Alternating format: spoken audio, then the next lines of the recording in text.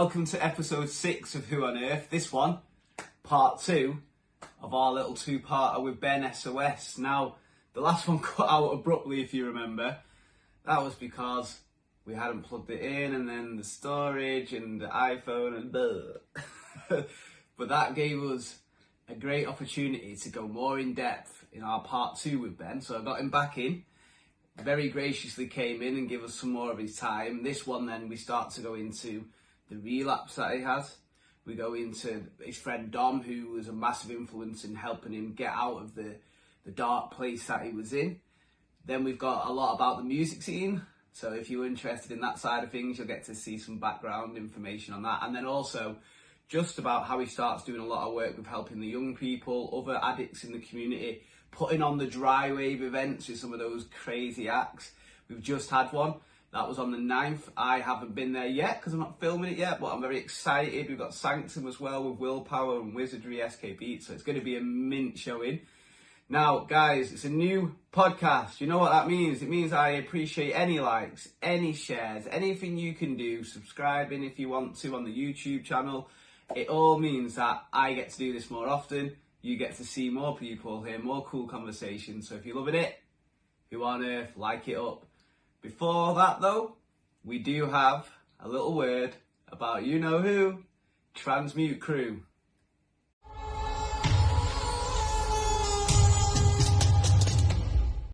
Come here a moment. Do you want to expand your awareness? Tap into your creativity? Well then, you need look no further than Transmute Studios. I want you to picture this. You're there learning traditional African drumming with the mesmerising Mustafa. Or maybe you've gone down to extreme hip hop, where Amy Azari actually makes fitness fun. And for those men out there that really want to see what they're made of, we've got Caveman, high intensity interval training, where Transmute have created a real brotherhood.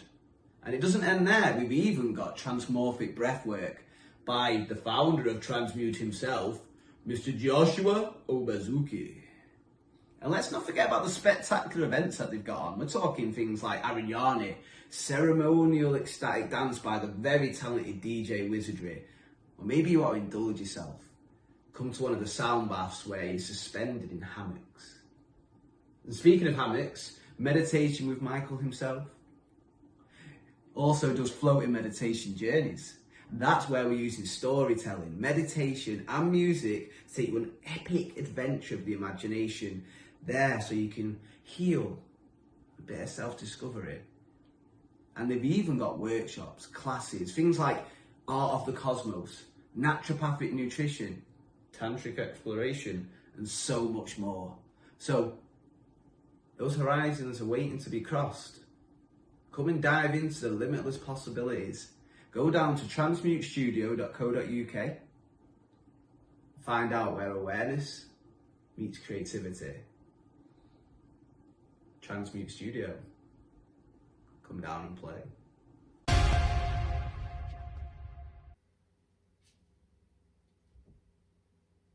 Alright, I think that should do. I felt like I was in meditation with Michael then. What was It was good, wasn't it? that? Was good, yeah. Straight away. Try not to breathe. Like, all right. Oh no, that's the opposite of what I'd usually say. Right, You're yeah. not going to hear me going, try not to breathe. Is that enough? I thought it was meditation with Michael then. Anyway, welcome back to Meditation with Michael. Hi, Michael. No, welcome to Who on Earth Part 2. I do appreciate you coming in. Yeah, we had a bit of a mishap last time, didn't we? Well, it's been a couple of weeks now, hasn't it? Yeah, We've been trying to kind of lock jaws again and kind of get there. And we had a bit of a mishap last time. There was a lot of gremlins in the machine. The wires didn't... No, what was it? Well, basically, the gremlins, you were trying to wrestle with a few, and we thought if we get rid of the second mic, let's just try one mic. That's right. The wire wasn't plugged in. We forgot that we needed to plug the second So mic we only back plugged in. one mic in. But we've still got the video, so we do have part 1. But unfortunately, storage ran out, so we've had to come back. But I personally feel that was all meant to be, brother. It was meant to be. We kind of got through the first half of the life of Riley, the life of me, the life of Ben SOS Riley, which has been a roller coaster ride. But we got through that first half. And I think where we were up to, you'd spoken to those ladies and you'd caught a break. They took pity on you, and then Yeah, so just a little bit of a so you know, for anyone that's listening to part 2 and has not a chance to listen to part 1, so I identify first and foremost as an addict. My life consisted of drinking drugs from the age of 13 up until the age of 27, taking and using drugs more or less against my will, because I couldn't ever stop no matter what the consequences. And there was lots of the consequences. If you want to go back to part 1 and check out some of them consequences, jails, institutions, death, all that kind of cool stuff, you know, overdoses and getting arrested, you know, crazy fights, violence, wanting to build businesses and then failing because I just couldn't kind of keep it together. Then go back and listen to part 1, but part 2 we're going to touch upon some of that kind of pain that comes through the early half of recovery, I guess. And we're going to touch upon that. I think we got into... I think you were just speaking about, you had your friend who had won the lottery. Yeah. And at this point in time, to help us with the chronological order of things, yes, you were still, was it Riley B? Well, yeah, so I'm an MC, I'm a rapper. Was always involved in writing and recording, never really got anywhere with it blatantly because I was taking drugs and drinking all the time. When I got into recovery, that gave me the opportunity to explore my passion for rap, my passion for music, and me and my mate decided to write an album called Organised Chaos. And this album, if you remember what CDs are, they're still around, CDs. I mean, they are still about. I'm sure. I remember them in the back closet of my mind. You don't remember tapes? I remember tapes. You remember tapes? I'm 90s boy. We remember tapes. Yeah. But for those young guns out there, these things called CDs. Well, it was tapes that first started me on my journey towards music, because in fact a friend of mine, Lara Bestbrode, big shout out to Lara Bestbrode and matchmaker.com, because she, back in the 90s, in the 80s, she used to help a couple of guys, I believe they were cousins, and they used to go around to all of the raves and they would record the raves live, so you could hear all the whistles, all the horns, the MCs, the crowd screaming back, you know, the DJs, the rewinds, all of that energy and atmosphere. They'd record it all for the 7 hours, 12 hours that the rave was on. They would then take that audio recording into the back of this purpose-built van, which had like equipment in it to rapidly produce all of the tapes from that gig, and they would then sell the tapes there and then to the ravers that were leaving the rave. Okay. And they used to sell it in tape packs, because you'd have, you know, a DJ on from like 9 till 10, DJ from 10 till 11, DJ from 11 to 12, 12 till 1, and each DJ would have their own tape. Okay. So you'd have a pack, and it would be a purpose-built pack that would hold the tapes like a little book, and they'd have this like amazing, I mean, this is what kind of drawn me to these tape packs, was this amazing like psychedelic crazy artwork with all the DJ's name on it, and you'd have like Dreamscape, Hysteria, Viberlight. In fact, I've just bought a Viberlight tape pack because I've just wrote a song about Do You Remember, and it actually touches upon me robbing Viberlight tape packs from HMV, because that's how I used to get my tapes, and that's what really encouraged me to start rapping and to start this cool adventure into music. So I used to kind of sit and listen to these tapes and these MCs, and I'd like count, you know, I'd be counting the beats, and I'd be counting the rap every time they hit a rhyming word, which I now to be called, a bar. If you've got kind of nursery rhyme raps, you'd have a bar at the end of a rhyme at the end of each bar. So I'd be counting these bars and wondering how they could fit so many words into this small space in time, right? I'd be like, yo, how would they do this? And so I'd literally be sat down like a little mini scientist. I was only like 13 at the time. I'd be sat down like a little mini scientist, kind of working out how many bar. And it was funny because I'd always end up counting to either 16 or 32. They kind of dropped 16, 32, or they dropped 64 bars. And I was like, okay, so there's a pattern to this, right? And I kind of, as humans, we love patterns, and we love, that, that kind of flow that comes with music. Music is in like a waveform, and it's a pattern, and we're just drawn towards it. So yeah, I was in love with this pattern, and then I fell in love with creating patterns with my own words and being able to tell a story, most of which was kind of bullshit at the time, because as a young MC with like no experience, you just start really calling out other MCs and getting into grime. And I've chilled with the man there. I know how it goes. We've all chilled with the man. I even tried doing a few bars myself. I'm sure. Can you remember them? No. Oh, no, mate, that could have been. I think that's a defence mechanism coming up there. No.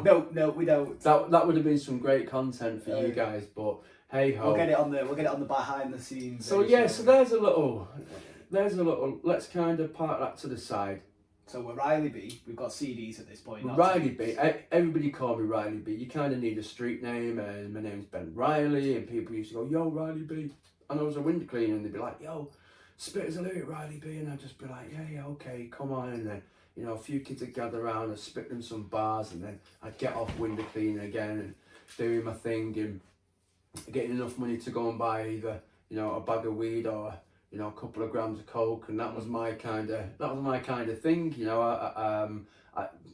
I loved window cleaning at the time. We won't go into window cleaning now, but we could.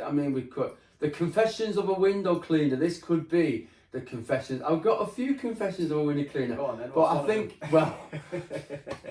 do you actually want one? So I remember I was only like 19, 20 or something, and I had an established window cleaning round, and one of the customers had left the house, went on to pastures new, and this woman moved in, and I went and knocked on, and she came to the door, and I said, "Hi love, would you like your windows cleaning?" And she's like, "Yeah, how much?" I was like, "Well, do you want your front and back doing?" And she was like, "Oh, front and back, front and back." So I was like, straight away, I was like, "Oh, flipping heck, like, what's this woman on about?" And then, so she said, "Well, yeah, I'll have my front and back done," she said. I was like, "Right, okay then." And then, so I'll clean the front. I've gone around to clean the back, and this is for adults, this podcast, isn't it? For adults, yeah. So I've gone around to clean the back. And as I'm, up on my ladder, she goes, "Hey, come and have a look at this." And she had one of them old Ericsson phones, yeah. And she showed me this picture of this big dick. And I was like, and she was like, "That's my shag partner's cock, that." I was like, right. Okay. So I was just like, 1920, I was like, what's going on? I think, I think I used to go on like it was bloody Romeo, but obviously it was just like a bit, a bit of a peacocking. Yeah, a bit of peacocking and all that. But she was certainly showing me a bloody peak. I was like, what? Confessions of a window cleaner. So I knew something was obviously something was going down, and I can't believe you had this story out of me. So when I was coming back round collecting, I went and knocked on, and I was always a little bit game, and I was like, would you like, no, she answered the door, I was like, "Oh, you're paying for the windows." I was like, "Fancy making a brew?" So obviously I went in, and, it just can't, So That's all we're going to give There's you. another podcast coming out soon. There's called another Confessions podcast of a Window Cleaner. coming out soon, and yeah, it's the Confessions of a Window Cleaner. You can use your imagination to what happened, but yeah. So back to Riley B. So back to Riley B. So at this point, you'd managed to get clean. At this point, had you not? Well, I was about. I was just under a year clean, and I was starting to re-establish relationships with friends that I couldn't, I really enjoyed my friends. I've always enjoyed connection. I've always enjoyed friends, and obviously when I was focusing on, and at the time, 27, just moved into a halfway house, a sober house. I'd concentrated a lot on smoking crack and taking heroin, and that was my life. I was homeless for maybe a year or so. So getting into this space where I could be sober, and I was around sober people, and I was going to meetings and concentrating on my sobriety, I was able to re-establish relationships, so I was back hanging about with Redikin, and we put together this cool album, Organised Chaos, and we used to kind of give out loads of CDs and sell CDs, and it kind of got everywhere. I probably saw you on Market Street. You probably saw me on Market Street, alongside Shifty and a few of the others that we're doing. I remember one of Shifty's bars, though. Go on then. Was it,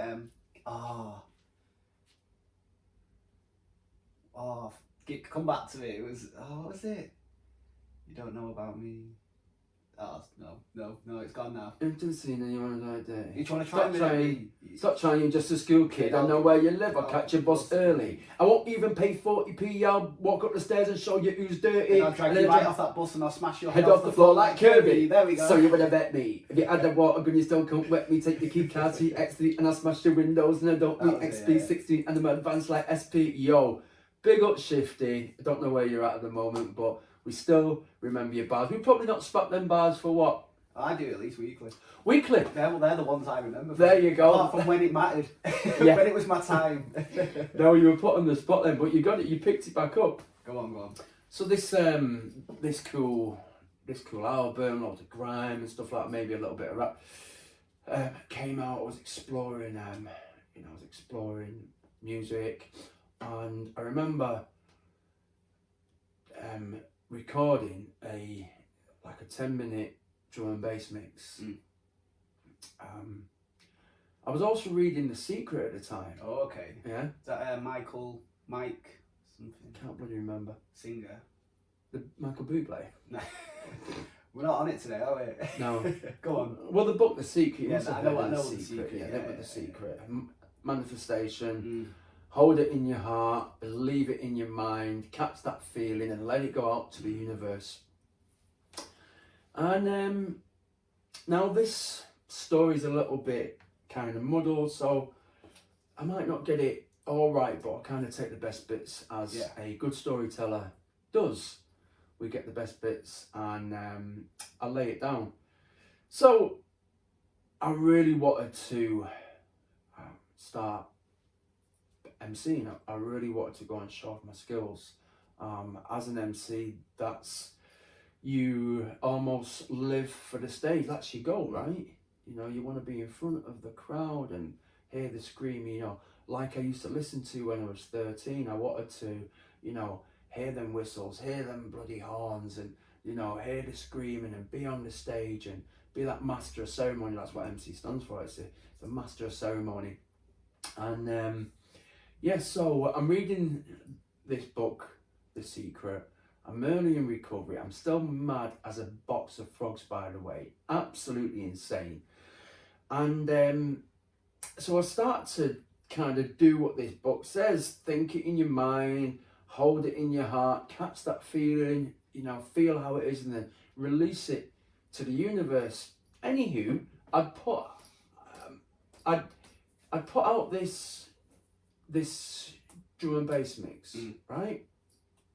Next thing I bump into a guy in Costa Coffee, or was it Nero's in Manchester, Piccadilly, and I get chatting to him, and he's like, oh yeah, you know, like, I, you know, promote some events and stuff, and I'm like, oh cool, what sort of events? He's like, just some drum and bass events, and I was like, cool, I'm an MC, and he's like, all right, cool, send me your stuff. So I sent him this 10-minute drum and bass mix, and he's like, this is incredible, love it, right? Got Eminem vibes, that. Well, Eminem vibe. Well, it had like more like skibbity, shabbity vibes. Big up Skibber, big up Shabba, big up X-Man. They were my like drum and bass idols at the time. Although I was a bit of a grime MC, I kind of shifted towards drum and bass. Although I did used to hate drum and bass when I was like 15. Like I just couldn't understand what they were saying. I think I was listening to like Shadow Demon Collective STC, who was Trigger, Bassman, Spider. Do you remember all them? Trigger, Bassman and Spider? Some of them I do, because I wasn't massively into it when I was younger. I'm actually starting to respect it now. Rings a bell. Yeah, rings a bell. And it was just like all kind of mad. It was great. I love it now.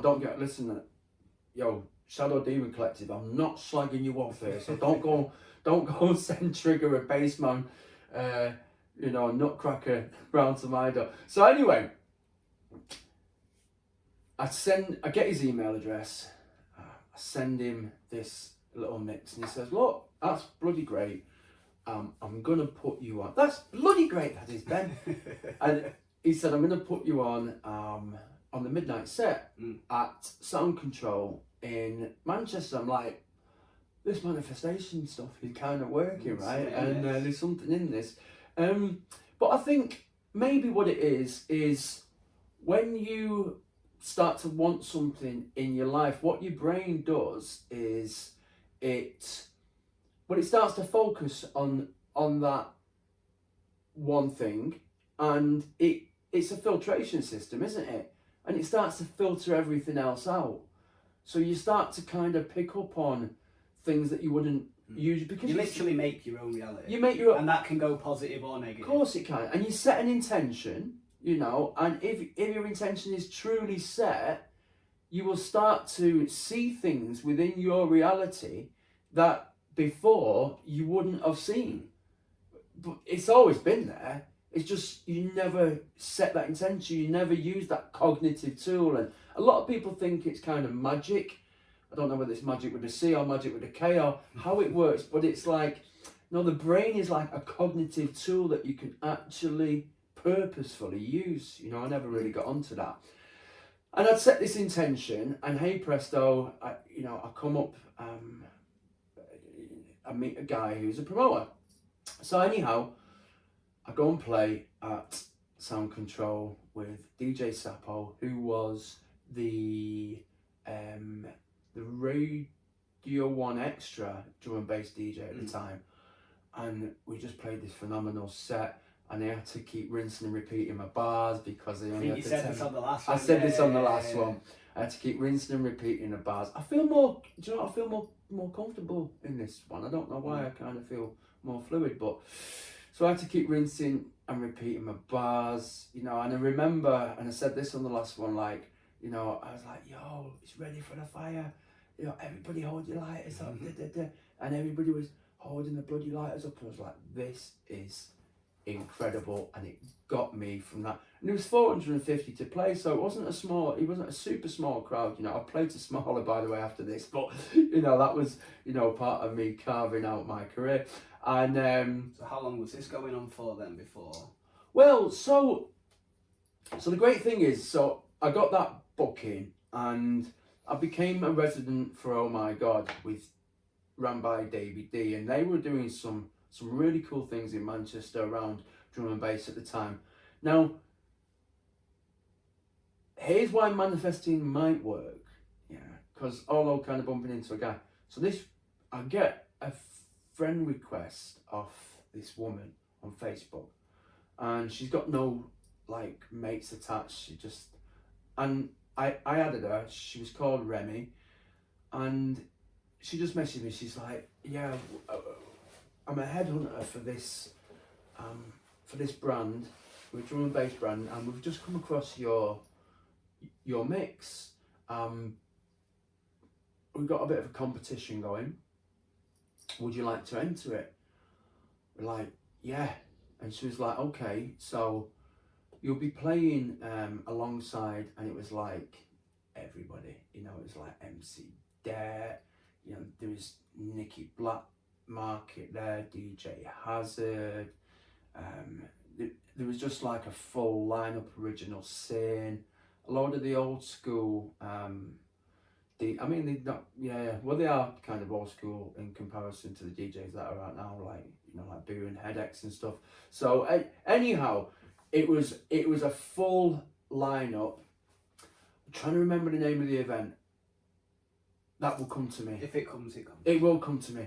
I was like, yo, yeah, we'll enter the competition. Shout at me mate Rob.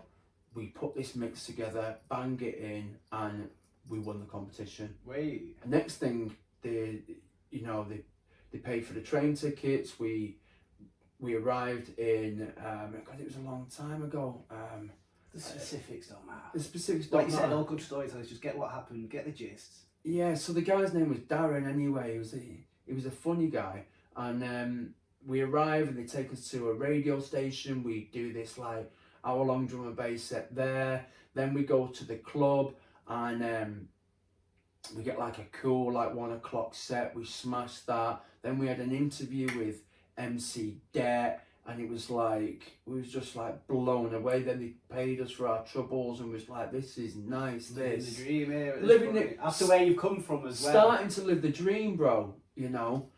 Then I started to get bookings. You know, so I'm getting bookings like 1, 2, maybe 3 months in advance. Probably about, not loads, you know, but like 8 or 9 bookings, like in advance. Well, if we look at where you've come from, that must have It's been incredible. I was like, yo, this is the dream. So now I'm writing drum and bass bars like a madman. Like, yo, I better keep up the pace here with all these guys. So I'm writing loads of drum and bass bars and practicing my pina and all this kind of cool shit. And I'm writing all these bars, and then a relapse again, right? And it was only for a day. You're having a great time by the sounds of it. Yeah. Let's just step back and say, why have we relapsed then? What was it that led to that moment? So I was attending 12-step fellowships, but I was just playing lip service, just going to these things that I hadn't done any work on myself. I hadn't done any internal work, like psychosocial intervention. I hadn't really dived into any sort of spiritual work, which for me today is it's integral for me today to have that spiritual connection. Now, what I feel is a spiritual. It's that. There's a new word. It's the Aldi spirituality. What does spiritual mean? Do you know? Spiritual. It's just if you haven't got as much money to get the full spiritual, you get spiritual instead. Spiritual. There we go. So spiritual, right? Yeah, it's a big thing for me to dive into that spiritual nature. And what does that kind of look like for me? It just looks like prayer, say, you know, a simple prayer just to get out of self for the day every day. And I also dive into meditation every morning. And yeah, meditation with Michael approves. and I live as though God exists. I don't get it right all the time. I do make mistakes, but I live as though God exists. And I know it sounds kind of funny and it might sound like a bit kind of up there, but I live as though I've got a purpose, and that purpose is really working for God and using these kind of natural skills that I've got to try and do some sort of good. And obviously, God's a bit of a G word nowadays. What does that mean to you then? What does God mean to me? So, God to me means the one that created this whole universe, and that's kind of what I go to. I do have my feet somewhat grounded in Christianity. It's how I was brought up, and you know, when I first was on my ass, like, you know, I prayed to Jesus, and that's who I prayed to. You know, that kind of idea, you know, is Jesus Christ, and I guess that kind of idea of Christ, or that Christ consciousness, or that Christ spirit has kind of, for me, in my mind, has expanded a little, you know, or not a little, probably a lot, you know, and just allowing it to be all encompassing rather than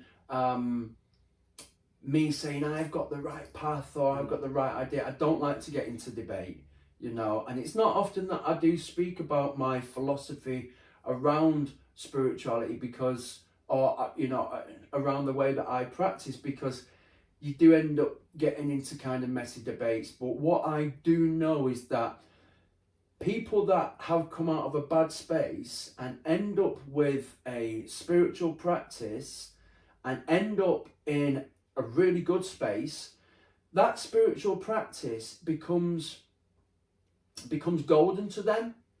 And what I've learned is that my spiritual practice can somewhat upset theirs and tarnish it, and then we get these feelings of, you know, feeling indifferent and intolerant to each other. And, you know, because your spiritual practice is so important to you, you don't want anybody coming in and ruining it, or anybody coming in and saying you shouldn't be doing it that way, or you shouldn't be doing, because that then induces fear. And that's where I believe the wars have come from, the deaths over. I think it's when it's not your version of God and it's somebody else's version of God that you need to fully believe in, because your version of God isn't quite as solid, but you've clearly sort of taken what you knew about God and Jesus, sort of Ben Riley'd it up and made it your version of because one of the steps, is it not, hand yourself over to something larger than yourself? That's it, step 3. It doesn't have to be a man with a beard in the sky. No. It's just something bigger than yourself. It's the power of your understanding. But at this point, you're saying you didn't have that. So we've slipped into the... So I didn't have that. No. So I really didn't have that kind of practice or anything. So it was, you know, I was still unaware of what was going on internally, because I think the great thing about spirituality, and some people may have turned off by now, some people may be intrigued, because I know that a lot of people don't kind of gravitate towards spirituality, but the way that I see spirituality or spiritual, I've actually kind of broken it down, and I've never heard anybody kind of give this analogy, but it's 3 words in it, you know. There's spy, spirit, and there's ritual. And I break it down as to ritually spy on my spirit. Okay. And I think that's really cool. I like that. That's really cool, isn't it? So I ritually spy on my spirit and kind of see what's going down internally. You know, and a lot of the time what I found is, you know, it's actually nonsense. You know, my kind of thoughts and feelings are actually just like... they're like an echo chamber of what's going on in the world. So they're taking everything and they're just kind of spinning it round in my head, and it can become quite scary in there. But it's up to me to kind of pick and choose the good stuff, right? I need to pick and choose the good stuff, and I have to ritually spy on that internal spirit to kind of know what the good stuff is and know what it's not. I have to use that tool of discernment around my thoughts and feelings, and I just have to become that observer, right? So I didn't have any of these kind of cool tools, and I picked up and I was absolutely devastated. I thought, I'm not going to tell anyone. You know? What did you pick up? It was crack and heroin. And I was having a great time, you know, not on the crack and heroin, but I was having a great time. I was, you know, really happy. I'd just come out of hell. I'm creating music, I'm getting into doing shows, and I'm having a great time. But old habits die hard. Old habits die hard, and I just ended up coming across this lad that I knew, and he was in this halfway house that was kind of around the corner from me, and he's like, yo, do you fancy coming up chilling? I'm like, yeah, but, you know, there's no drugs, and I was being cautious, like, yeah, but there's no drugs, is there? He's like, no, like, there's not. And then half an hour later, he's like, yo, like, you don't mind if I ring and score, do you? And I'm like, no, I'll be sweet. And I really thought I would be sweet. And as soon as the score landed, I was like, yo, give me some of that, you know. And that just started this horrible relapse where, you know, I gave this dealer my phone and got loads of bits on tick, and it was just like, I was like, whoa, you know, it was shocking. It really shocked me. I was like, how have I just so it must have been even harder having what you wanted and then that happening. Yeah, because so this is where I started to understand addiction, right? Because I didn't really understand it before because I've been that engrossed in it. I never had time clean to compare it to, but I was like, okay, so I can pick up drinks. I always used to blame my addiction on, well, it was because of this, you know, it's because I'm having a bad time, it's because I'm not feeling cool, but actually I'm having a great time and I can still pick up drugs. So the excuses weren't there to fall back on. No excuses. I was like, wow, well, this is new. That must have been even scarier then. Oh, super scary. I've had some scary times with addiction. It's not all been clean. It's been a roller coaster. Yes, I managed to amass a whole 6.5 years clean, which is a drop in the ocean, by the way. But nothing to put your nose up at, though. But nothing to put your nose up at, I guess. So I relapse. I end up going to one of my 12-step fellowship meetings, and I thought, I'm not going to tell anyone. But it's so ate me up inside, and I feel a little emotional as I'm just kind of picturing myself there at the time. You know, I was only 28, you know, early in recovery, still crazy, still had a lot of horrible thinking going on. You know, my head was, it was like a horror movie most times, you know, although I was able to kind of stop that horror movie coming out, but it wasn't a nice place internally for Ben at the time, you know. So I remember being in this meeting. I'm not going to tell anyone, and then I just remember just breaking down, crying. I just said, I'm Ben, I'm an addict, I've used, and I just remember crying, just uncontrollable. It's like, yo, how have I used again?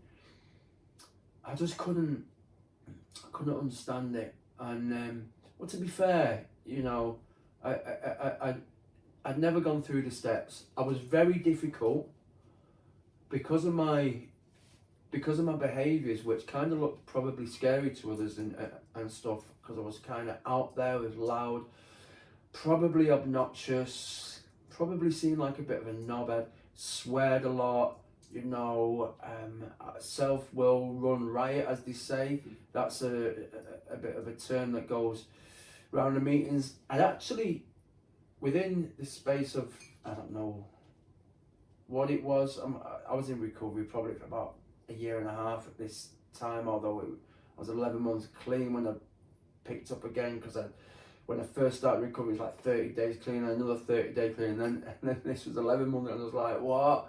Picked up again, and I was like, I'd gone through 11 different sponsors, and that's a lot of sponsors to go through, because I was just nuts, and I was either, oh, fuck, but you know, sometimes I actually think to myself when I deep this, I've always had an ability to spot bullshit.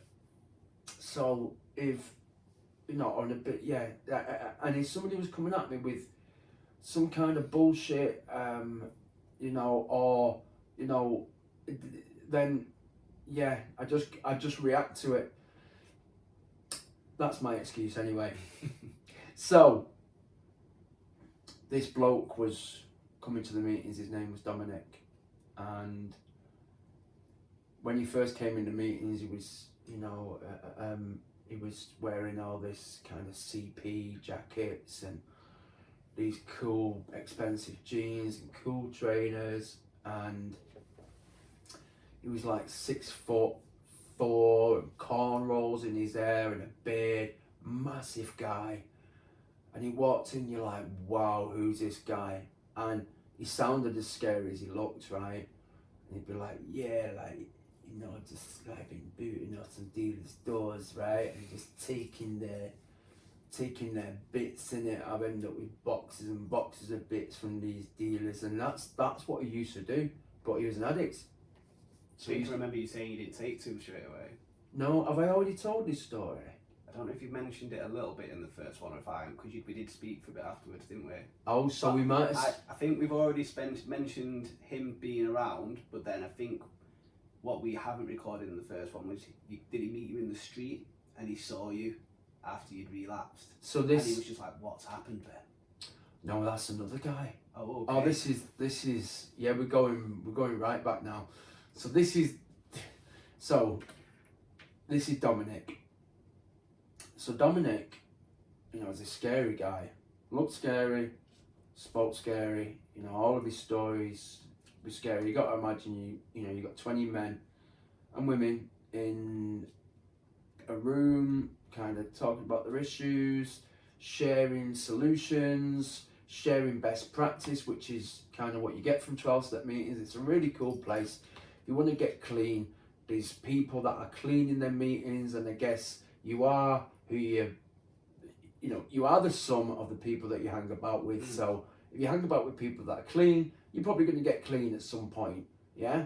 Or at least have more chance. Or at least have more chance. Yeah, it's very difficult to do on your own. So was Dominic clean at this point himself? Well, he comes in and he's speaking all this shit, and I'm just staying away from this guy. And 6 months he's coming in just chatting shit, and then he came in one day, and I'm like, and he's just like, he's speaking calmly, and he's speaking with love and compassion, and he's talking solution. He's not talking about the problems, and I'm like, what's changed with this guy? There's something different about him, and I'm just observing him. I'm observing him for a couple of weeks. In fact, we keep going back to the same meeting. It was a priory meeting in Hale. We're going to this meeting, and I'm like, yeah, there's something really different. And I pulled him up on the break, and I said, Dominic, I said, can I have a word, please? He's like, yeah. I said, just come on, go. I said, what's changed with you? I said, something, you've had a major shift. I'd never seen that within the meetings before. I'd never seen that kind of shift be so apparent, right? And he went, yeah. He says, do you know what it is? You might think I'm mad. He said, but I think I found God. So I was like, yo, this guy's mad, right? But something's changed, right? And if he thinks it's God, then he thinks it's God. And do you know, whatever it is, I want a piece of it. So I said, look, bro, do you mind sponsoring me? And you got to understand, that, you don't have to be desperate for God, but I do. I have to be really desperate for God. I have to be at my wit's end, and you have to understand where I was at. Although I was in recovery, and on the outside I'm able to apply myself and put action into cool things, on the inside I'm internally hurting and wanting to kill myself. My head is like a horror movie. I've got intrusive thoughts galore, and it's just not a nice place to live in Ben's spirit at the time. So I was desperate for something, whether it was God or not. I was ready to believe in, a purple magic leprechaun. If it works, it works. He said, yeah, I'll sponsor you. So he comes round my house, and we have this kind of meeting, and we kind of talk, just like we do now. We have this chat, we kind of find out where I was at. I'm like, yeah, I'm an MC and all this, yeah, and I've got all these bookings and stuff. And he said, cool, okay. I'll take you through your step one. Powerless over your addiction. Let's kind of discover why you're powerless over your addiction. There was a doctor, and he kind of discovered that it could possibly be a twofold illness. This is how he best described it anyway. It's a twofold illness. You get an obsession of the mind. When you take a drug in, that obsession just kind of kickstarts, and then you've got this allergy of the body, which the body starts craving, the mind has got this obsession, and both together you just can't bloody stop. And that vicious. Yeah. So that helps us understand that, okay, can I identify with that? It's like, yeah, I really can. Okay, so if you really get that idea, then you can't take a drug again, right? Because it will set off this mechanism, this allergy, the obsession. It's like, yeah, okay, well, okay, so and when I do take a drug, I'm completely powerless. What happens? So that's step one, I'm powerless.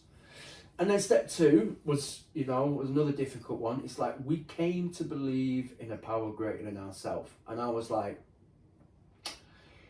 okay, I don't believe in God at all. Yeah. And he said, but could you believe in God? And I'm like, yeah, but I went to church for years. My mum used to drag me there, and the priest never did any, and God's never done anything for me. He's like, yeah, but do you reckon somewhere like there could have been a creator or something? And like, I kind of liked that. I kind of liked the idea of, okay, there could be a creator. Could there be some scientific kind of process to it, maybe? Because I like that as well. I like that. Okay, there was a big bang, but who started it? Could somebody have started it? Could there be divine? I think it's that word, could. Could there be? It's not. There definitely is. It's not. Yeah. Can you be open to the possibility? And once you open that door, yeah, then it's yes, and that's all. That's all that's required, right? Because I can relate. The religious side of it ruined it for me as a child. I had to go to church. I got told all this stuff, and as a kid, I'm going, "What's this? Why are you making me go through this?" But the older I've got, the more I've realised there's so much more. There is so much more, and that's just the could possibility. Yeah, it's a great learning as well, and it's a great thing to practice. And really, I used to love science as a kid at school. With science, it's like, okay, you plus A with B, and then C happens, and it's like, if you plus A with B again, does C happen? And it's like, yeah. And it keeps happening, so it to be true. You can probably predict what's going to happen next. I remember a great person told me once, he said, if you're playing a game of poker and you get like a royal flush, it's bloody good luck. And then the dealer deals out the cards again, and then you get another royal flush. Everyone around the table starts looking at you, right? And they think, yeah, something's going on here. And then, so you start a game again, and then you get another royal flush. It's like, somebody is fucking with your cards. So for me, that kind of practice is the same with God. It's not like I always get a royal flush, like life is always great, but actually, kind of knowing that if I'm open to guidance and open to learning and open to becoming my better self, then is the universe teaching me through the things that happen in my daily life? And if so, it's either a lesson or a blessing. And if so, then it's a royal flush every bloody time. There you go. You know? Way to look at it. That's a great way it's to that look at it. stoic way of looking at it. Very stoic. Every obstacle is now an opportunity. It has to be. No longer a victim then. Yes. I'm either given something like this. I love that, lesson or a blessing. It's a lesson or a blessing. I might use that in the class. Keep that. You can have that. You can have that. So Dominic's got you to be. So it's taking me through the steps. So then we get to step 3. Hand your will and life over to the care of God as you understand it, praying only with knowledge of His will and the power to carry that out. And like, yeah, okay, right. And he's like, come on, we're going to say this prayer together. Yeah? I'm like, right. And he's like, get on your knees. I'm like, no. He's like, listen, you need to get on your... I'm like, why? He said, well, what... He said, even if you don't believe. And I'm like, because I don't believe in God. He's like, even if you don't believe, just the act of getting on your knees, it's humbling. Even though you don't believe, is way more than enough. Because, and he said to me, a seed, a seed as small as a mustard seed, or something like that. A mustard seed can move mountains. So faith as small as a mustard seed can move mountains, he said. I said, okay. And I had to trust in this guy because I'd seen such a dramatic shift in him. He'd been the example for you. He was the example. He wasn't just saying it. It wasn't just bullshit. I'd seen it happen. And with that started this journey. But within that journey, he said, you're going to have to make some sacrifices. I'm like, why? And he's like, well, oh, one sec, somebody. No. So he said, you know, you're going to have to make some sacrifices. I'm like, what? He's like, I need you to sacrifice your nights out for a while. Like, not a chance, mate. No way. And he's like, Ben, I'm like, bro, there's no Ben. I've been working at this for, God knows how many, 10, 15 years. I've just got these bookings. They're all really cool bookings, and he's like, Ben, if you want me to take you through this work, you're gonna have to make sacrifices. He said, but do you trust me? And I'm like, yeah, I do. He said, well, you make these sacrifices and, bigger and better bookings will come. He said, I can promise you, it's all going to be waiting for you. And Are you tired of feeling run down? Maybe you're struggling with some sort of health condition, or it could be as simple as you're not reaching your fullest potential. Well, I found a solution. Isabella Nutrition's here to transform your life, show you the incredible healing power of nature. Let me just introduce to you Isabella Bradford Johnson, a skilled naturopathic nutritionist with a passion for showing you how to achieve optimum health, well-being, with tailor-made nutrition and lifestyle plans. She'll show you how to fill your life with vitality, renewed energy. Now, Isabella firmly believes that your body holds the key to your healing. She just wants to show you how to unlock it. Through the power of lifestyle and diet changes, Isabella will show you how to heal from within. Be that best version of yourself.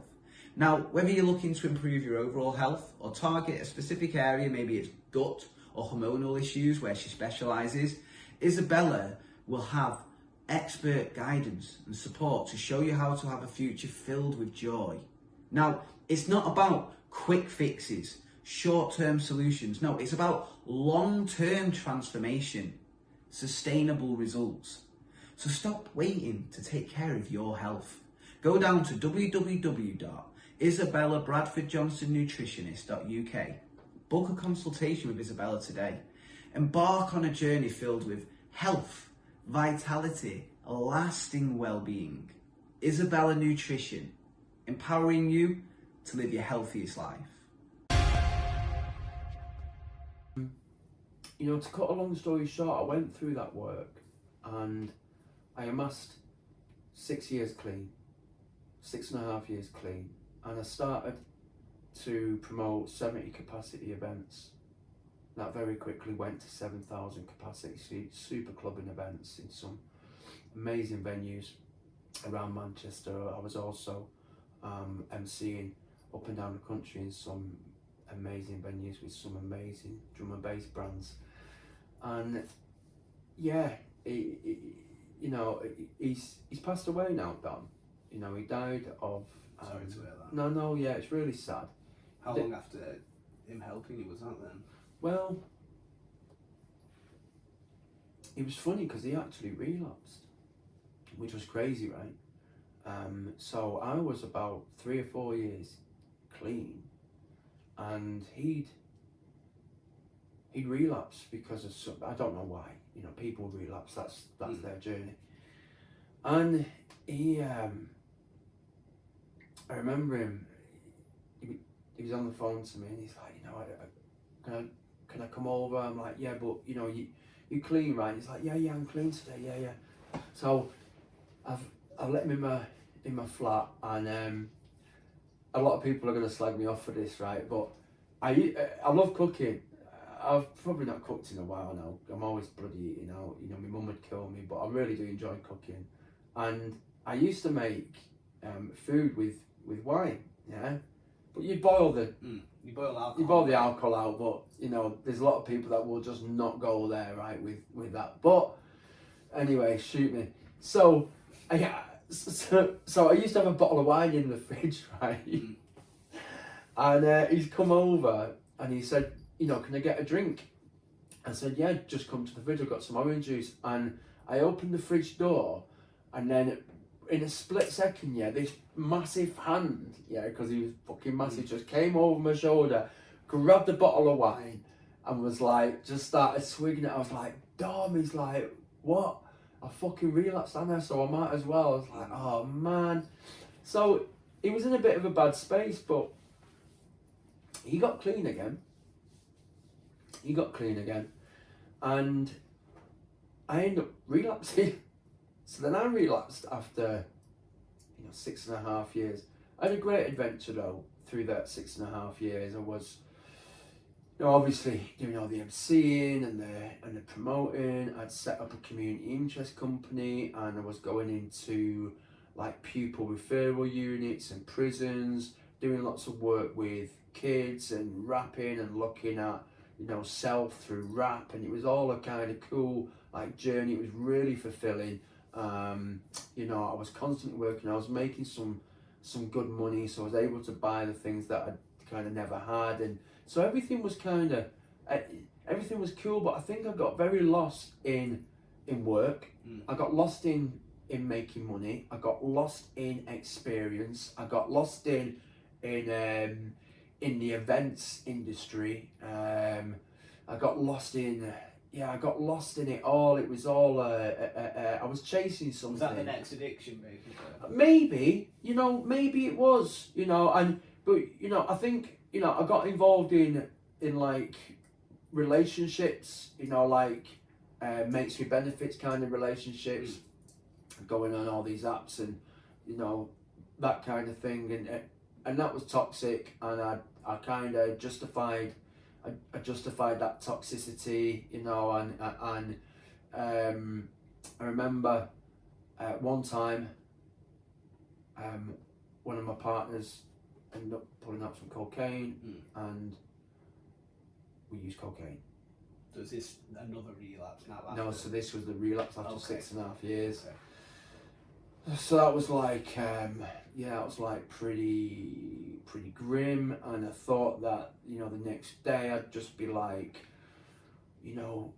wanting to take loads of drugs again and wanting to get back on alcohol. We had vodka and stuff as well. It was like, but that didn't happen. I'm still pretty peaceful, and I wasn't really too bothered by it. I thought, oh, I'm sweet, and kind of a couple of weeks went by and still hadn't touched a thing, and I was like, oh, I'm sweet, but one of my mates knew that I'd relapsed, and he used to come to the clubs with me and everything. So I guess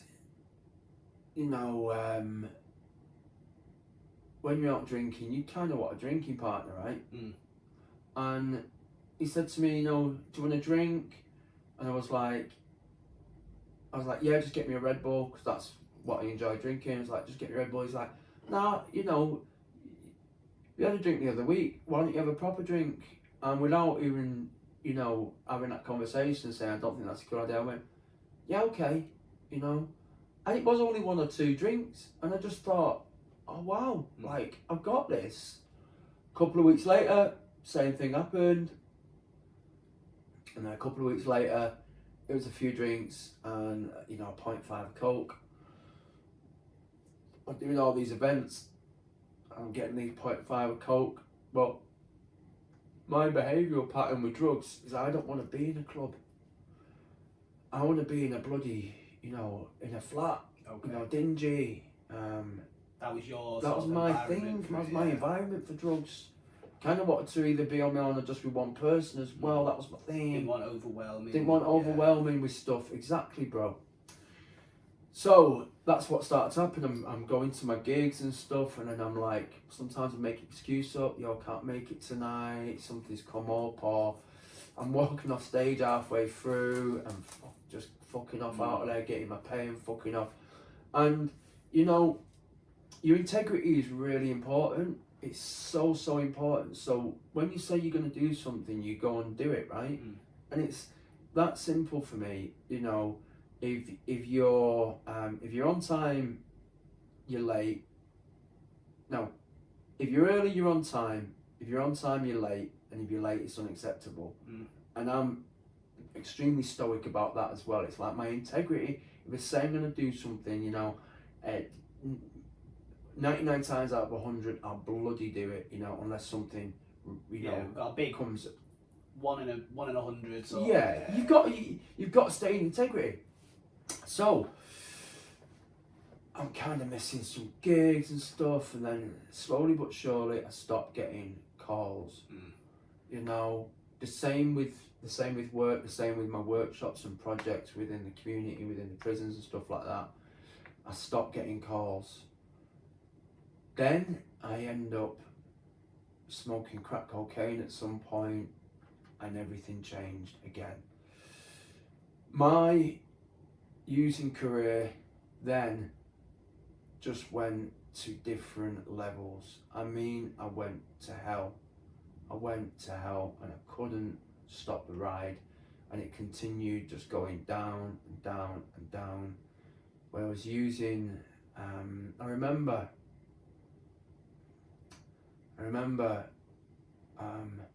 injecting with this lad, and I won't name anybody, but oh no, I'll tell you what happened. I actually, I thought everything was still great. You know, I still had a little bit of work. I still had money in the bank. Still had amazing clothes. You know, so I had all this kind of ego shit. You know, and I got in touch with this lad. I knew he was using. I was like, yo, do you fancy a use up? I'll come round yours after work. Came round his after work on a Friday. We got a lot of crack cocaine in and a lot of heroin, and for whatever reason, the crack cocaine just wasn't hitting. I think I'd had a lot of alcohol or something, and it just wasn't hitting. And he was injecting, and I said to him, can you do me a little bit? And he said, yeah, okay. And he'd only anyway, I'm not going into detail, but I ended up overdosing and like dying there and then. And what he had to do for 30 minutes was chest compressions until the ambulance arrived, and he broke my sternum while doing it, but he managed to keep me alive. I remember being pulled into the ambulance, and then I remember waking up in the hospital with my other friend, like my real friend, over me, going, Ben, you okay? Ben, you okay? I'm like, bro, I'm so sorry. He's like, it's cool. You know, we'll sort this out. Okay. So when I got better, which was only a couple of days, the hospital released me, and you know, I got my little bag of belongings, and I got the paper that you know, they give you like a release paper, and stuff that in the bag as well, and went back to my mate's house to stay. And my mum came over to visit. You know, I'd actually lied to her and told her that for whatever reason I'd been sick in my sleep, and I choked on my own sick, and it was just a lie. And I've ended up in hospital, Mum. You know, like I was in a bad way, nearly died, but I'm okay now. You know, and she came over to see me just to, you know, to see if it was okay. And we just chatting, and she's saying, you know, God, what happened? And I'm reiterating this story, maybe putting in a little bit more detail, making it a little shiny just so she could believe it. And she's like, and I'm like, you know, by this time I'm probably getting, you know, I'm probably getting a bit skint as well, not being able to work. And I'm like, have you got 20 quid? You know, because this is where the lending starts now. Mum, have you got 20 quid? Yeah, here's 20 quid. As she was leaving, she just happened to see the bag that I'd brought from the hospital and just leaned into it and went, what's this? Opened the paper, and it said on it heroin overdose, and she just broke into tears. I mean, it was almost like that was meant to happen. I mean, why would you even look in a random bag on the... It was just... She needed... Meant to be. It was meant to be. She needed to know. But that didn't stop me. That didn't stop me. You know, and I said this to a few people. I I had all these roles, I was an MC, I was a promoter, I was a director of a company, I was a workshop facilitator, I was a project manager, I was a project designer, an outreach project designer. I was all these different roles, and I was bloody good at them. And then I started to become pretty shit at them, and then I started to lose these roles, right? I was a good son, I was a good friend, I was a good this. And I started to lose all these roles, and one by one, they dropped off. And I remember the last time I went facilitating, I got a phone call from a mate who I used to facilitate with, facilitating workshops, like music related workshops. And he said, "You okay, mate?" And I was like, yeah, sound. And he's like, "All right." He's like, "Because some of the kids said you was acting a little strange." And I was like, "All right, like what? Just out of place, a bit erratic." And they also said that you smelled a bit. I was like, fuck. And he's like, "Mate, are you back using drugs?" And I just broke down and said, I am, Phil. He said, "Bro," he said, "Look," he said, "you're going to have to go on the sick." He said, "Look, we're not going to, he said, we're going to inform the organisations, but we're going to say that you're taking some time out for your wellness and well-being." I said, "That's what we'll do." I said, "Right, okay." And that was the last workshop I did, I just couldn't continue the lies anymore. You don't even think you're lying, you kind of just, I was very ill. I was extremely ill. And that's where, all of the roles had dispersed, they'd gone. And I had to make some money somehow. So I became a thief. I was a very good thief. I used to go into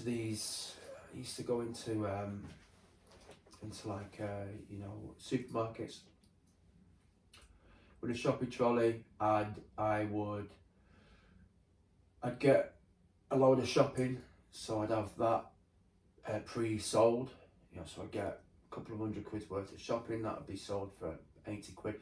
On top of that, I'd put a load of bloody meat, and I'm not proud of this. This is just where it got to. This is how it was. And I put a load of meat on top of that, and that would be going to somebody that would buy meat, maybe 200 quid worth of meat, and then on top of that would be electrical items, and I'd end up, manoeuvring my way out of these supermarkets, right? And I did that daily, right? And I thought I was the bee's knees. I was so ill. I was so ill. But then eventually, after smoking so much crack cocaine and becoming, insane and overdosing again and again on heroin and crack cocaine, and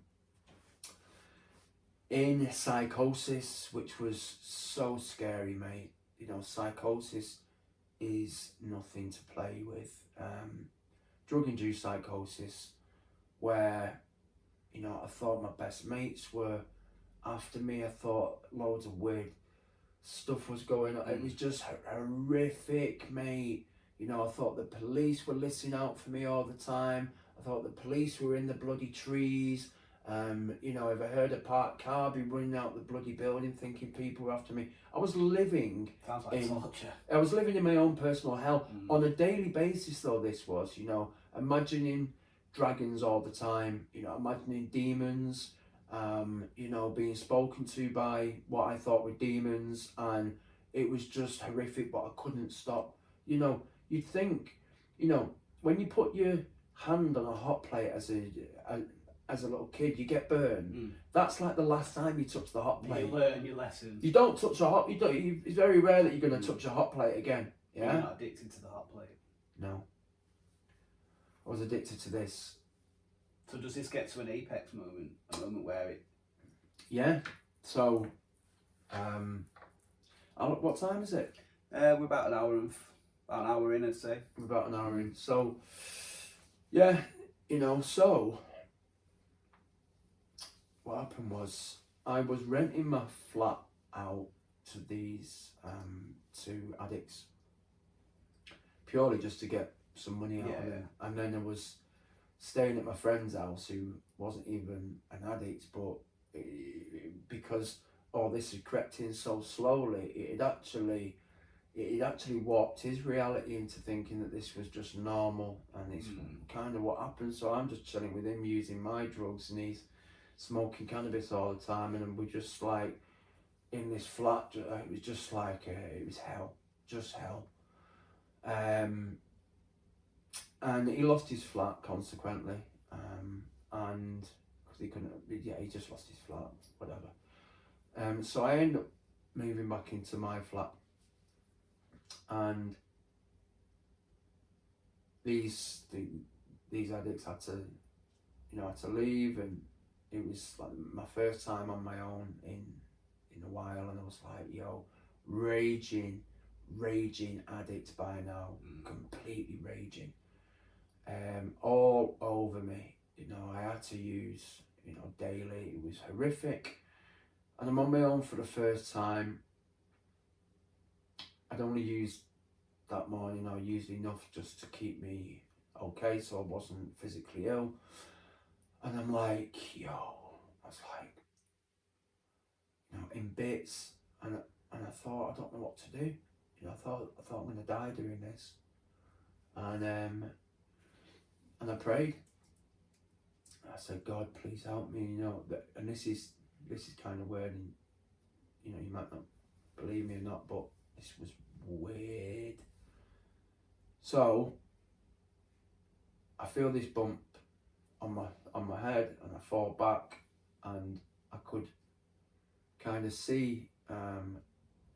So I'm on the bed praying, I'm sat up, and I get this bump on my head, and I kind of fall back, close my eye, and I can see all this water, and it was like rushing down on me, and it was like the Matrix. It was slowing down and speeding up, and it was magnifying in, so I could see every drop of water, right? And I could see all the detail in this water, and I was literally in awe of this water. I was like, oh my God, it was just so intense and so beautiful, and so like ultra clear, 20 million K HD, it was like insane. And I'm like, oh my God, and it's rushing down and slowing out and magnifying and then coming back, and I'm like, oh my God. And then you heard this voice go, and this is only water, like you're in awe of this, and I've created everything. And I was like, what? And that statement just blew my mind. So I wake up, and then I'm chatting all this biblical shit, and I'm talking about like Jezebel, and I'm thinking, what's Jezebel? I don't even know about any biblical terminologies, and I'm talking like biblical. I'm like, this is weird. So I'm like super weirded out by this. My bedroom is like super, just felt dark and not nice and really like horrible, and I'm like, what's going on? And then I heard this voice go, you've been washed. And I'd sweated that much that my bed was soaking. There was a puddle like on my, on my sternum there. It was like this puddle. It was just that. And I heard this voice go, you've been washed. And I'm thinking, I am going completely insane. I've lost the plot. Just completely lost the plot, and I was really scared, and I rushed out of the bedroom, and I went into the front room, and I put the TV on. I was like, what in God's name, literally, what in God's name has just happened there? I'm like, oh my God. And so the next morning, so I had to score every morning because I'd be violently sick. So when you take heroin, you get physically addicted to it. So when you stop taking it, you start to sweat, then you start to throw up bile, your legs start kicking out, you start to get raging stomach aches. It's like you've got the flu, but so much worse. It's horrific. So I wake up in the morning, and there's nothing wrong with me, and I'm like, wow. And it's not that there was nothing wrong physically, even mentally. I'm like, I don't want to use today. and this is after 2 years of daily use. I'm like, this is weird. And I can just remember that voice going, you've been washed. You've been washed. I'm like, I bet you can hear it now. mate, I'm like, this is weird. Now, my mate's mum, yeah, had been praying for me, right? And I thought, you know, I've got to go and tell her what's gone down here. Now, I used to have a little secret stash of Subutex tablets. So, like, if I didn't have the money to score and stuff, I'd just pop a Subutex tablet because I know that I'm going to be ill, and these Subutex would stop me from getting ill. Okay. They were basically a pharmaceutical heroin, yeah? I thought, well, I better just take one of them out of the packet and I'll take it with me because I'm going to start rattling soon. I'm going to start becoming really ill. So rattling is what happens when you become ill. We call it rattling, yeah? You start to rattle. And so I put it in my pocket for when I was going to start the rattle. I'm walking through Stockport feeling bloody great, my head's clear, I'm like, this is crazy. And then as I got to the thing, I had this thought. I was like, take the tablet out of your pocket and throw it away, you don't need it. And I'm like, It's almost like use the force. yeah. You don't and it's need like, you don't, I'm like, no, I'm like, and then this voice was like, yeah, take the tablet out of your pocket and throw it away, you don't need it. And does this start to last now? Well, it's not just the mate, morning. so I take it out, throw it down, jump on the bus, go and see my mate's mum, go and knock on the gaff. There's another knock. that's 2 knocks you've had in this. There's another knock. So she says, come in, Ben. I'll come in. I'm just, so I'll come in. Right, say, Dawn. I say, you're not going to believe this. I've had this experience, and I was knocked on the head, I prayed, and all this water was like, she's like, whoa, just chill. She said, I'm just watching. She said, I'm just watching my sermon. She said, come and sit down and watch it with me. So I will do. So I come and sat down. Guess what we were talking about? Go on. Jezebel. No, they weren't. Yes, they were. I'm like, bet your head's just gone. oh my God. I'm like, wow. He talked about, like the spirit of Jezebel and how it's a tempter and stuff. And I was like, this is getting weird. And I told Dawn about this, and for a good week or so, I'm on fire with God, and like you won't believe what's happened. Like this has gone down, and I'm not using it. And even like my addict, inverted commas, my addict friends were like, I'm like, nah, don't need to use anymore. They're like, what? Like what's happened to Ben? Well, after 10 days, I end up picking back up. Because I'd not done anything I'd not done any work on myself, and I picked back up, and I was straight at it again. And as sad as that is, that's how it was. And how long did that last for then? Well, I was bang at it again, full on addiction. Even though I've not used for 10 days, your body becomes almost ingrained with heroin. It becomes a part of you. So as soon as you have it again, it's almost instantaneous that you start to become physically addicted again. So straight away, I'm back on it. I'd not gone to any meetings, or I'd not done anything to kind of ritually spy on my spirit, to make sure that I'm okay every day, or to set an intention every day that I'm not using today. I'm in the mindfulness, just mindfulness. Nothing was there, no tools. So off I go again. Can't stop using. I end up looking through. Looking for a rehab, right? And I'm like, yo, could be still on the Dominic story here, by the way. Dominic comes back into it. So I'm looking for a rehab. I end up finding this thing called Help Musicians UK. I'm like, oh, I'm kind of a musician. I'm an MC. I wonder if that kind of fits under the umbrella. It can't. Well, it did. So I ring this guy, and don't forget, I can be quite jovial about things, but I was in a fucking mess here. I ring up this Help Musicians UK, this lovely bloke, can't remember his name. He answers the phone, I just break down. Can't stop using drugs. Help me, please. So they end up getting me in one of the best rehabs in the UK, which is Cloud House. It's where Robbie Williams wrote Angels. You know, Gaza stayed there. You know, the press used to leave cans of like whatever it was, Stella, on the grounds in the hope that Gaza would come out and have a drink of the Stella so they could snap that perfect picture to put on the front of the Daily Bloody Star and stuff. We won't get into how wrong that is. It's really wrong, you know. Amy Winehouse stayed there, God bless her. So yeah, I mean, this gaff was like, you know, you didn't get the same meal twice. They had a chef on site. You know, you had these beautifully. It's not your Premier cooked. It's not a Premier Inn. Well, Dominic, I got in touch with Dominic, and I can't remember where it was. I'm really bad with places. And Dominic was actually clean at this time, and him and his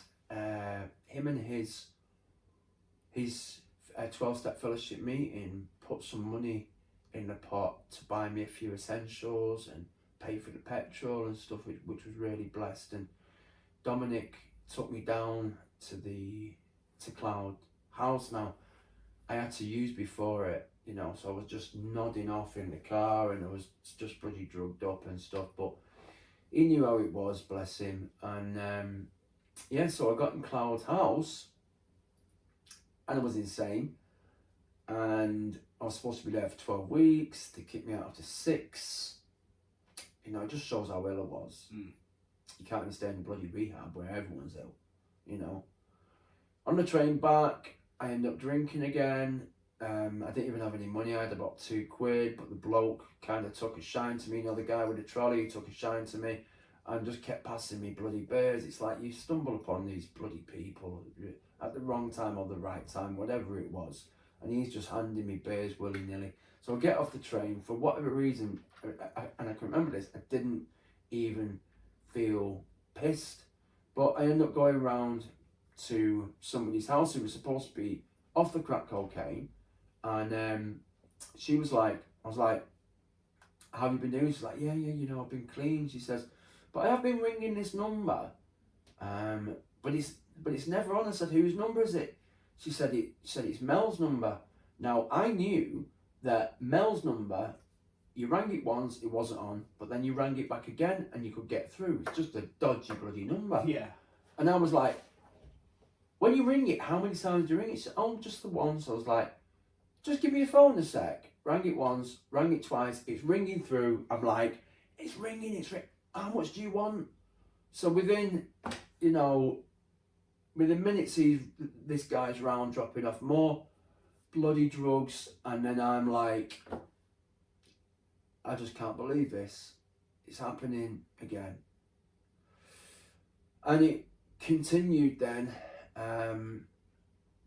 it continued then for another 6-12 months until, now I've told you the story about meeting Darren Lang and the 2 ladies. I think that was in part 1. Yeah. So you guys can go back to part 1 to find out how I end up getting clean. But that was another, what I feel was like another chess game that was set up maybe by the universe or something, because it was so complex in design, the way that I ended up getting clean and the way that all the pieces slowly came together, enabling me to have a pathway out into recovery. It was quite phenomenal. So make sure, if you've not listened to part 1, go back and listen to that story. And now we're here, right? Drywave. So I managed to get clean, and I was very ill. The doctor said you've got 33% lung capacity, and I'm going to give you 3 to 5 years to live. He said you're extremely, extremely ill. Right, okay. So So we're going to put you on all these tablets and all these sprays and stuff like this, and steroids and stuff. And I just thought, I remember seeing, excuse me, I got a bit of a cold. Okay. I remember seeing a program about how the body is miraculous in its design, to the point where, depending on what situation you put it in, it will biologically adapt to that situation. You know, like it will change. Like your whole composition, your biological composition will change depending. So this was a program about what happens when you go and live in Antarctica. Well, you know, like your heart changes shape. You know, it develops you know, some sort of like system to hold fat around your heart to keep it warm, so the blood's then warmer, so it pumps in. All these physiological changes happen when you go and move to bloody Antarctica, because it's so cold, like a shit ton. It's like, it's incredible. It's you know, it's awe-inspiring. You're like, what? Your body can do that? So I was like, I had this idea. I was like, okay, 33% lung capacity, but I know that if I start to put my body in a position where it can get physically fit and change, that's what I'm going to do. So, you know, at first I started walking around the block, which was horrific for me. You know, I couldn't. I live in in Masonette. It's only 2 stairs up, but I used to have to drag myself by the banister up the stairs, because I'd get out of breath just going up one stair. So walking around the block was so difficult. But, you know, I did that every day for a couple of weeks, and I thought maybe I can push myself to 2 walks around the block, and I did, you know, 2 walks around the block, and then it was 4, and then it was like, I thought I need to push myself more here. So I thought, okay, it's after, you know, a couple of months, 3 months, and I can see myself getting slightly fitter. I'm no longer having to use the banister to pull myself up the stairs. I thought, right, okay, swimming, that's easy, mate. It's easy on the you know, you're in. There's no impact. There's no impact to nothing. Exactly, yes. Yeah. So I'm like, right, swimming. So I get myself a pass at this swimming bath, and I couldn't sleep at all. So I used to be up really early. So I'd be in the swimming bath for like 6 o'clock. It'd be dead, you know, and I could only get one length, and it'd wipe me out, and I'd have to get out of the pool, and that was me. But I'd go and sit in the sauna, and the sauna was dead. And you had this lovely sauna with a you know, jacuzzi, sauna, steam room, aromatherapy room, and I thought I was just in heaven. You know, coming from that hell and then being clean to be able to, number 1, go and take care of my physical wellness, but number 2, go and relax and kind of chill in this beautiful sauna. I was like, oh, health suite, should I say. And that was, you know, 1 length became 2, and 2 became 4. My head used to scream to me, because, you know, sometimes I'd go and there'd be people swimming, like old women or you know, good looking guys and girls, and I'd be like, you know, like, look at you look, you know, you can hear, because you could hear me, you could hear me coming. I'd be like, it's not funny, sorry. No, but you could I was like, yeah.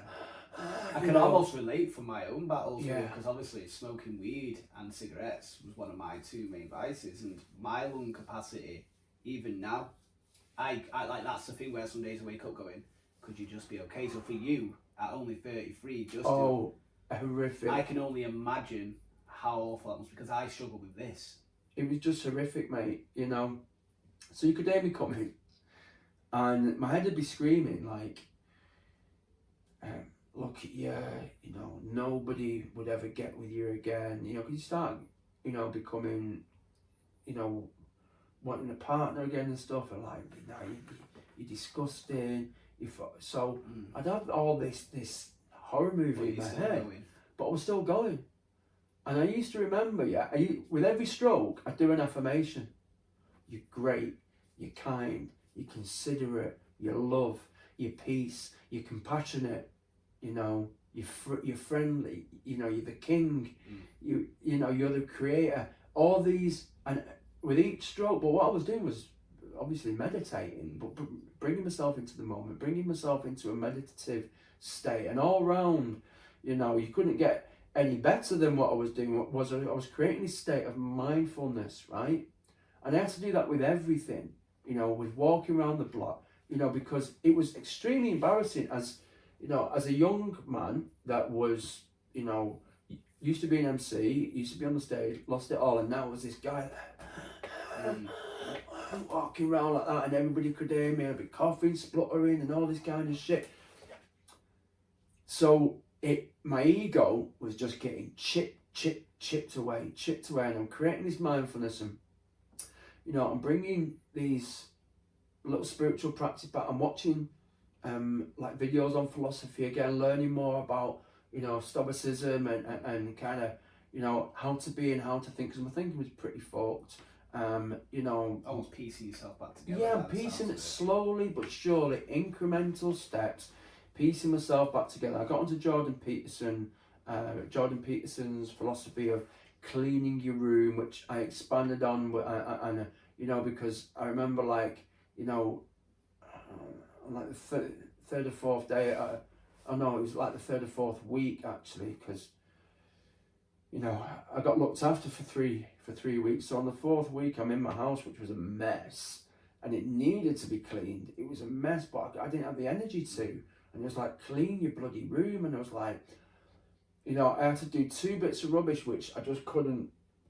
That floored me. I put a couple of bits in the bag and I had to sit down for 10 minutes. And then I managed to do another couple of bits. And slowly but surely, again, incremental steps. And I think that's one of my biggest philosophy today is, yo, just break it all down.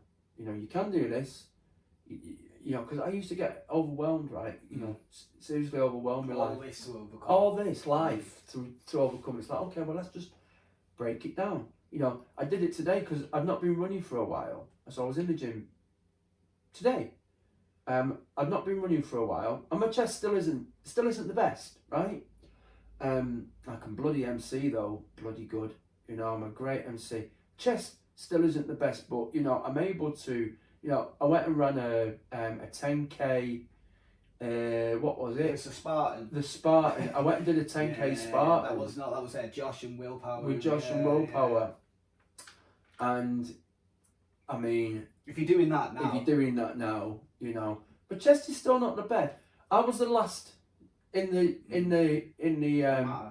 park. It's almost irrelevant. But that's irrelevant. But, you know, where people have come from. Yeah. But slowly I was just chipping away, never stopped running, climbed over all the obstacles, and, you know, I bloody did it. So we've done all this work. We're doing this work, and at some point, when does Ben SOS start turning up then? Okay. When does the Drywave start coming? Yeah, man. So I do want to make sure the listeners are getting. Yeah, let's get on to that. There is a light at the end of this tunnel. Okay. So yeah, I was just going on about been running today, just getting back into it and having to do that kind of chipping away, and I guess we can bring that almost stoic incremental thinking to Drywave. So Drywave is the UK's largest sober event. So I'm an events promoter. I love music. I was getting involved in all of these different practices, from physical practice to practicing philosophy, to I was going to Cocaine Anonymous, I was also going Alcoholics Anonymous, I was going Narcotics Anonymous. I was also in some like sharing circles, and I had a mentor, and I had a 12-step sponsor. So I had this holistic meaning whole, right? So I was doing a little bit of everything, right? I was doing a little bit of everything. And what I noticed was, I'm feeling bloody great most days, you know, like 9 times out of 10, I'm feeling good, feeling really good. I'm just practicing this holistic, you know, keeping my rooms tidy, you know, keeping my like mansion tidy, and I'm kind of going off here. I'm going to come back to Drywave. So what I wanted to do was, like, I noticed that actually everywhere that I'm going, so I'm going to the gym, there's loads of people in the gym that don't drink, and they're kind of like sober, or they just don't drink every weekend, or they're exploring wellness and well-being. And then, you know, I'm going to kind of sharing circles where, you know, people are, you know, just wanting to stop drink or cut down on drink or get sober conscious. And then I'm obviously going to 12-step meetings where people are sober, and, you know, I've got all of this kind of this cool sober circle, this massive sober sector. Thought, I'm going to bring it all together. So I was like, yo, how can I do this, right? So I'm sat in the sauna and I'm just kind of thinking about this stuff, and I'm going swimming and slowly thinking about how I can bring. I'm like, yeah, I'm going to do an event. Music is the language of the world. It just brings people together, and it's cool, and, you know, it's something that I love to do. Maybe I've still got a few contacts, you know, and as I'm swimming, I noticed my mate, and he was the, he still is the England Olympic team swim coach, right? Okay. And I'm like, yo, Sean, let's have a chat. I said, you know, I've got an idea about this event. I want it to be a sober event. I want it to bring everybody together. I explained to him, and I'm like, you know, what do you think? He said, well, you should hold it here, you know. He said, because you see this pool, he said, the floor rises up. He said, we've held a few pool parties here before and they were great. I'm like, pool? I said, that's a mint idea. So I'm like, yo, that's a great idea. So that got me thinking more, and I'm like, okay, pool party. I'm like, what am I going to call this? Yeah, so we came up with loads of names, and they just kind of never stuck. And as we're going through the names, it was just like, it must have took a week or two, but then it landed. And I was like, okay, so it's a dry event, it's a sober event, and it's a pool party, you know, like wet and dry, or, you know, and it was just like, yo, Drywave. And only the brave can come as well. And so it's only for the brave. As well. It's only for the brave. Only the brave can come. If you're not brave, you're not allowed in. Your name's not, you know. Anyway, so yeah, so Drywave stuck. I ended up putting this really cool event together. Excuse me, my Daniel. That's cool. I'm going to shout him back. That's an important call. So I end up putting this pool party together, and we invited the late Stu Allen to come and perform, and he was like, yeah, I'm well up for this. And we got this great designer, Hold Tight Rick, to design the poster. And it was only for like 120 people, you know. We just wanted to keep it small, but there was a couple of different rooms you could explore. I also wanted to invite all these different kind of people, you know, have like little pop-ups and stuff for kind of like, you know, like for all these great like community groups and stuff that are popping up everywhere, and different personal trainers and meditation with Michaels and stuff like that. I just wanted to have like a pop-up shop store, and then you could also visit the wellness room, which had the sauna and stuff in it. So, you know, and every room was called something to do with Drywave, like God knows, like, I don't know, just kind of, it was just a great little event. Put it out there, and then the CEO of the leisure centre, I won't say what leisure centre it was, but the CEO saw this event and was like, you know, it looked like a bloody festival. It looked like we're throwing a 5,000 capacity festival. By the time we finished with this poster, posters are really important. Of course, it's the first thing that people see. It's what opens the door for people to go, oh, that's intriguing, because it looked bloody amazing. It looked like a massive festival. And he's like, oh no, we've got to pull this, mate. I'm like, wow, you know, I must have put like all my benefits money into it. Yeah, I didn't have any food. My electric must have been on £3. I'm like, what am I going to do? So anyway, he says, I'm going to give you this other building, but there's no pool party. But Drywave, the name stuck.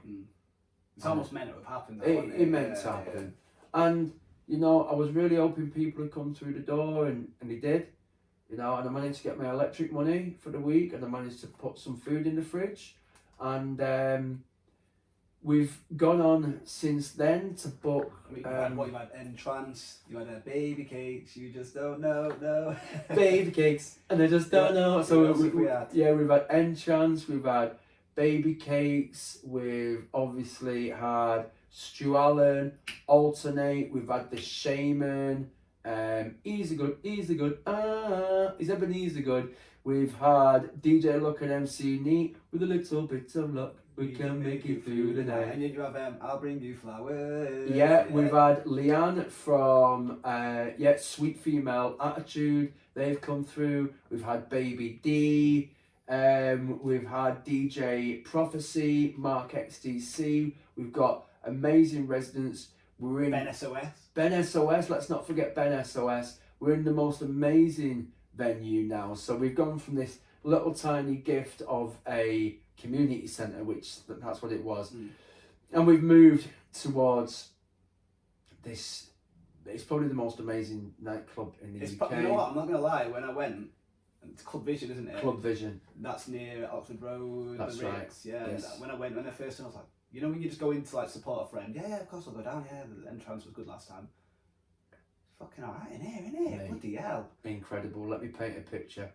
So you come up to this 25-30 foot Doctor Doom mask, and you walk through a laser. Good way of describing it. Yeah, and you walk through. I mean, it's literally a Doctor Doom mask on the outside of the venue.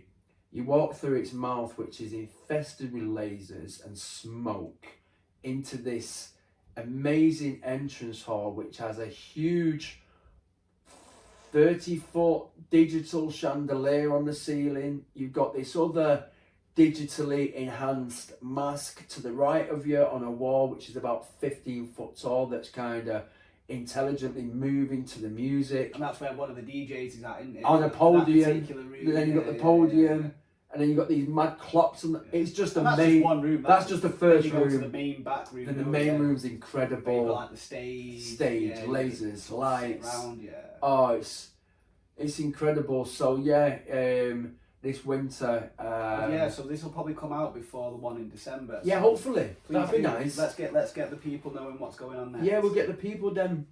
We just had entrance having a street party, haven't you? Yeah, we just had entrance street party, so that was in Stockport, and that was underneath one of the arches in Stockport, which was just an amazing event. It looked like it went off. It went off. It was pissing it down, but because we're under an arch. Manchester, Stockport people, we're born in the rain. Well, it's dry wave, but this was a bit of a wet wave. But everybody, it was like we've 550 people subscribed to the event. I think about 380 people turned up because obviously the rain keeps people in, but that's okay. It's only for the brave. It's only for the brave, and we had a rave cave as well.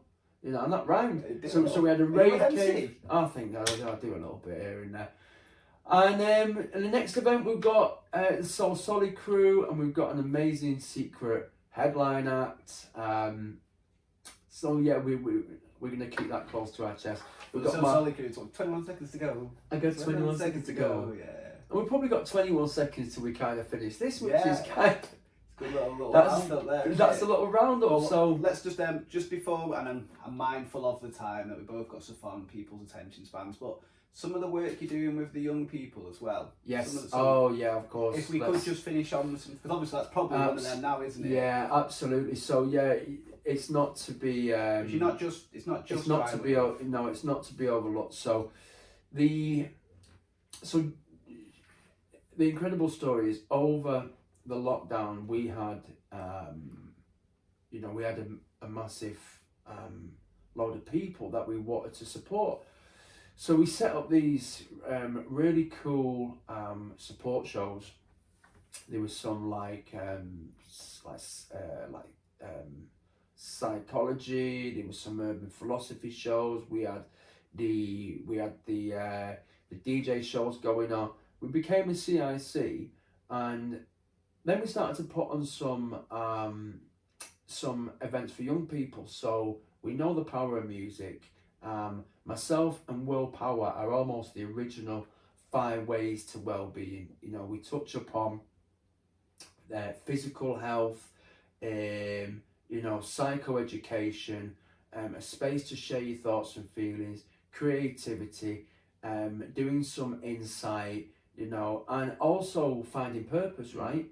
So we've just taken, because Will has lived experience with his mental health, And we'll be getting Will on, don't worry. And We'll find out that story. I've got the lived experience. So we've started this really cool program called Full Circle, which brings in 18 to 30-year-olds to start to have a look and explore their own habits or their own behaviours and find purpose. And, you know, we found that, you know, like young people, young adults need very little encouragement.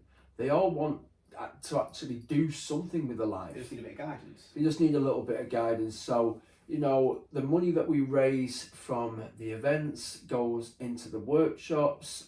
We work with 120 young people a year. We've built a studio. We hire out a gym space. We're about to build a culture lab in the centre of Stockport. Can't believe I was going to miss out on this, you know. So there's a lot going on. There's a lot that Drywave is doing. We're hiring some of the best facilitators. Me and Will facilitate, and then we've got some other facilitators around the edges that come in and work with these young people and guide them to their purpose-filled lives. It's really cool. And one more thing then, what do you want to leave the people with? It's who on earth. So if we're saying who on earth is Ben Riley, Ben SOS, Riley B, who are they now? What do you want to leave the people with? Okay, so, God, how do it deep this or not? It's your one shot. So who is Ben Riley? Ben Riley is somebody that has been to hell and found out how to come back to heaven. But hell is only one step away. So I consciously make a decision to keep walking in the truth, you know, to keep myself aligned with what is true and to pass that thinking on to other people, because I feel like the truth definitely sets you free. And it's very difficult to know the truth when your head is so full of shit. So learning how to explore my mind and how to look out for when it is starting to become full of shit is a great way to keep that lens of truth clean. And that's Ben Riley, I guess, today. And where can the people find you? Where can they find these events? When is the next event? Hit me up on Facebook, Ben SOS. Type it in, it's the first Ben that comes to the top. Drywave events on Facebook business as well. So follow us on our Drywave events fan page.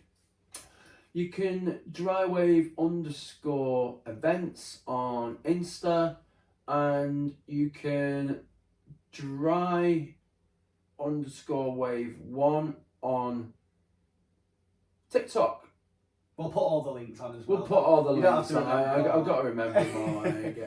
Brilliant. You know. But Michael, thanks, man. Well, after the mishap of last time, and I appreciate you just coming back down here, giving us that, because I do think that part that you just shared would have been a travesty not to. But yes. Last time we had to wrap up in half an hour. I think part 2 is better. Part 2 is a million times better because you had a chance to just feel comfortable. You could really, like you said at the start, this feels like it's flowing differently. Yeah. So guys, I appreciate you coming and listening to part 2. I made an intention not to go. You did. And I think I did it well. Yeah, well, I was about to say we could do a drinking game, but neither of us drink anymore. So. Don't drink anymore. Thanks for coming on. Thanks, Michael. Peace and love. Bye, guys. everybody. Peace and love. Okay, there you have it. Ben SOS, Ben Riley, Riley B, the leader of Drywave, the guy doing all this fantastic work in the community. Well, now you can see where he's come from. Hope his raw and authentic version of events of his story really helped touch home, even if it's just seeing how dark things can get and using that spirit, that human light within to sort of take you out of this darkness, using the help from the community then being part of that community, putting on events like the Drywaves, putting on stuff for those younglings, helping other addicts come out of their dark place. I've seen it firsthand. He's doing a lot of great work, and it's admirable seeing where he's come from, and hopefully this inspires you, even if it's not to do with drug addiction or whatever in specific. Then maybe it's just you're in a dark place and he inspired you, because if he can do it, why not you? But there's our two-parter with Ben Riley. Next week we've got coming up one with she's such a lovely soul. It's a girl called Ursula, and this one was, I knew how interesting it was going to be, but her mannerisms, her way of being, it's so infectious, makes you want to know more about the person. And in the first, because she's going to be a two-part as well, Ursula is fantastic at telling you in a quirky like way, but then also with a deep soul. You can tell she got an old soul as well. So yeah, I'm really excited to share that one with you. I won't share too much because there's some deep stuff that she's going to go into, and it's best that she tells you, not myself. Otherwise, guys, likes, shares, anything you can do to help get us out there. That weird thing's happening with my arms again. Peace and love.